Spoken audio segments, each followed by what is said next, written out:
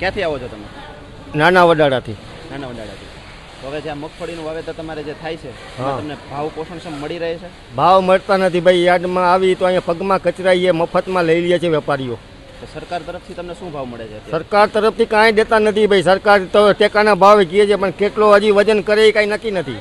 તો સરકાર જે ટેકાનો હા સરકાર ખાલી જે ટેકાનો ભાવ તમને દે છે હા એનાથી તમે ખુશ નથી તો માર્કેટિંગ યાર્ડમાં તમે આવો છો શું કામ? પણ માર્કેટિંગ યાર્ડમાં અમારે અત્યારે પીત કરવા હોય, ખાતર લેવું હોય, બિયારણ લેવું હોય, ટેકાના ભાવ તો હજી કેદી વારો આવે.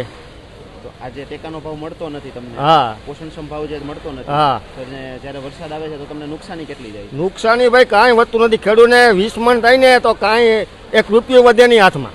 બધે દવા, ખાતર, બિયારણ કેટલું મોંઘું અત્યારે.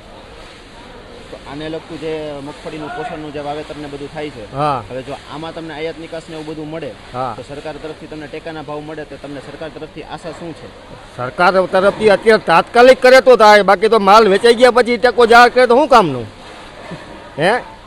તો એ સરકારને તમે શું કહેવા માંગો છો આ બાબતે? સરકાર ભાઈ હવે ભિખારી બનાવી દીધી. 10 વર્ષથી કાંઈ ખેડૂતને પોષણક્ષમ ભાવ મળતા નથી. બરાબર.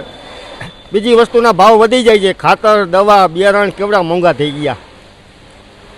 તો આ મગફળીને લગતા જે બધું છે એનાથી ખેડૂતો કેટલા આમ ટૂંકમાં પરેશાનીમાં છે? ખેડૂતો બહુ હેરાન છે ભાઈ, પરેશાની છે. અને આ સરકારે એને પાયમાલ કરી દીધા ખેડૂતને.